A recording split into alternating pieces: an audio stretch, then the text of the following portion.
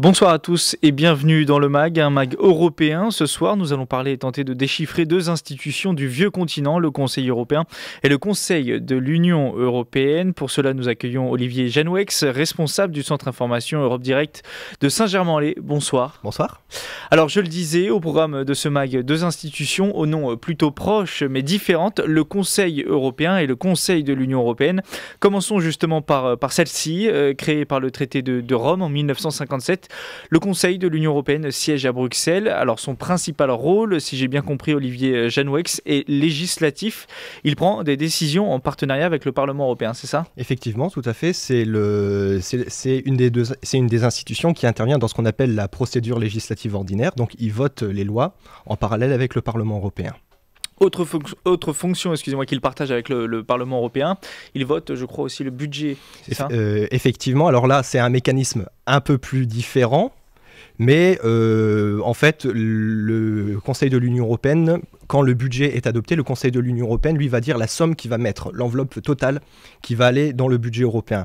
Le rôle du Parlement, lui, ça va être de donner son accord sur comment va être réparti le budget. Donc, c'est-à-dire, par exemple, on va mettre 30% du budget dans l'éducation, 40% auprès des entreprises, 6% pour le fonctionnement des institutions, et ainsi de suite.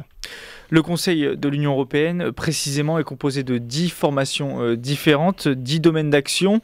On a par exemple agriculture et pêche, environnement, transport, justice, et chacun de ces domaines réunit les ministres compétents des États membres. En gros, le Conseil de l'Union européenne, c'est la réunion par exemple des 28 ministres de la pêche ou alors des 28 ministres des affaires étrangères. Effectivement. Donc voilà, le Conseil de l'Union européenne, à la base, c'est tout simplement la réunion des ministres qui sont concernés par le domaine qui va être, concerné, par le domaine qui va être justement donc, qui est à l'affiche. Donc voilà, il y a différentes formations. La principale qu'on connaît, c'est ce qu'on appelle le Conseil Affaires Générales. Donc là, c'est tout ce qui est les premiers ministres, où vraiment ce sont les affaires générales. Puis après, il y a des formations qui sont plus spécifiques quand ce sont des domaines de politique plus particuliers. Donc effectivement, on a tout ce qui est l'agriculture, on a l'environnement, on a la pêche, on a les transports, on a l'énergie, on a les affaires étrangères, l'économie. Et donc à chaque fois, ce sont les ministres qui sont concernés par ces domaines-là qui vont voter. Donc ce qui fait que par exemple, quand c'est un conseil concernant nous les affaires intérieures, nous c'est Bernard Cazeneuve, notre ministre en charge, qui va s'en occuper. Mais quand c'est par exemple un conseil sur la culture, ça va être Fleur Pellerin qui, elle, va y aller. Et au sein de ces réunions, de ces domaines d'action, c'est là que la politique de l'Union européenne est décidée ? Alors c'est là que la politique de l'Union européenne, elle est votée, elle est décidée plus en amont, parce que bon, ils se réunissent qu'une fois par mois. Et en fait, c'est qu'ils ont tout un tas de textes législatifs à voter, donc ils n'ont pas forcément le temps non plus de préparer, rédiger les textes et tout ça. Donc en fait, c'est que on a ces formations, ces conseils, mais ces conseils sont aidés par d'autres conseils, d'autres sous-conseils qui vont être là pour préparer le travail et faire en sorte que les décisions puissent se voter très facilement. Et donc, tout simplement, en la matière, c'est ce qu'on appelle le rôle des corépairs et des sous-comités. Donc le corépaire, c'est le comité des représentants permanents. Et en fait, ça, c'est un comité qui est composé d'ambassadeurs et de personnes qui ont reçu ce pouvoir de la part justement des ministres pour pouvoir négocier et rédiger les textes à leur place. Et eux, à chaque fois, ils vont essayer de trouver une position, d'essayer de se mettre d'accord. Et donc, à chaque fois qu'ils se mettent d'accord, voilà, le texte est adopté et donc là on passe sur un vote formel, c'est-à-dire que le texte va remonter jusqu'auprès des ministres, donc lorsqu'ils se réunissent par exemple en conseil ECOFIN, conseil affaires générales et des trucs comme ça, et donc c'est eux, ils vont simplement dire bah voilà, on accepte, c'est un accord formel en fait, toute la négociation a déjà été faite. Et le but des conseils, c'est de coordonner la politique des différents pays, c'est ça l'objectif final ? Voilà, l'objectif c'est vraiment de mettre en harmonie les différentes politiques. Par exemple, si on prend nous par exemple la politique de lutte contre l'environnement, par exemple on va prendre les voitures, la pollution que rejettent les voitures. L'Union européenne s'est engagée avec notamment la prochaine conférence qui arrive à Paris, à réduire les émissions de gaz à effet de serre, et donc on a notamment les voitures, les émissions de gaz que les voitures produisent. Et donc en la matière, l'objectif c'est que y a des pays qui sont très performants en la matière, où en France par exemple on a beaucoup de petites cylindrées qui rejettent peu de pollution, mais on a par exemple nos amis allemands qui eux sont davantage habitués à des grosses cylindrées qui polluent davantage.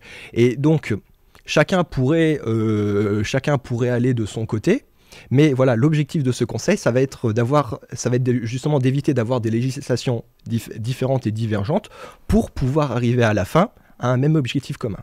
Le Conseil de l'Union européenne a un président. Qui est-il aujourd'hui ? Alors, le Conseil de l'Union européenne a une présidence qui est un peu particulière. C'est une présidence qui se fait tous les 6 mois. C'est une présidence qui dure 6 mois. Et donc, en fait, c'est un pays qui prend la présidence. Donc ça, c'est un rythme qui a été fixé arbitrairement. Actuellement, c'est le Luxembourg qui a pris la présidence au 1er juillet et qui se termine au 31 décembre. Alors, en plus, le Luxembourg va être aidé de 2 pays. Le pays qui a eu la précédente présidence, donc là c'est la Lettonie, et le pays qui va avoir la présidence qui va arriver. Et donc là, si je me souviens bien, c'est le Pays-Bas.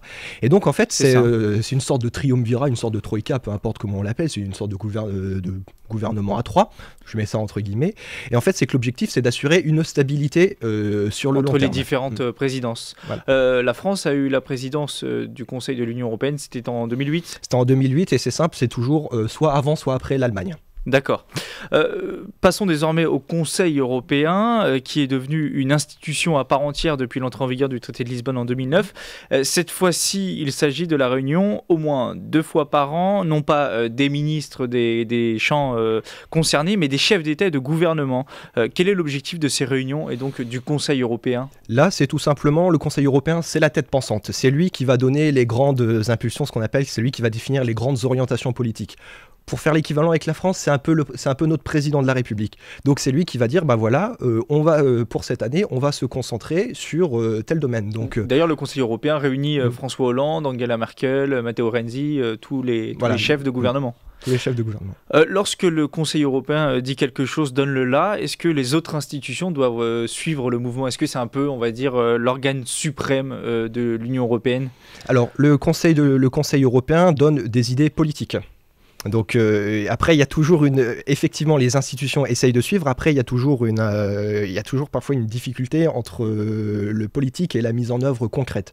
Donc effectivement, les institutions essayent de coller au mieux en fonction des moyens qu'ils ont, en fonction des moyens qui sont disponibles. Mais pas de pouvoir législatif ou exécutif pour le Conseil européen. Non, le Conseil européen, lui, c'est juste un organe politique. Les décisions qui donnent l'impulsion, finalement. Voilà, c'est juste, nous, on va mettre l'accent, on veut que l'Union européenne se concentre davantage sur telle thématique, par exemple sur l'Union de l'énergie ou sur le marché unique du numérique. Après, c'est à la Commission européenne, le Parlement et le Conseil de l'Union européenne de faire les textes juridiques. Le Conseil européen intervient aussi, on le voit souvent, quand il y a des graves crises comme la crise grecque. C'est là que les affaires se démêlent au Conseil européen ? Oui, parce que là, on va dire que c'est plus une négociation politique qui commence à... c'est une négociation politique. Donc, on va pas discuter avec on va dire qu'on va pas discuter avec des fonctionnaires et des gras de papier. Voilà, l'objectif, c'est vraiment de discuter de pair à pair. On se sent plus en confiance quand on négocie par rapport à un autre chef d'État que par rapport à un fonctionnaire où on ne sait pas qui c'est.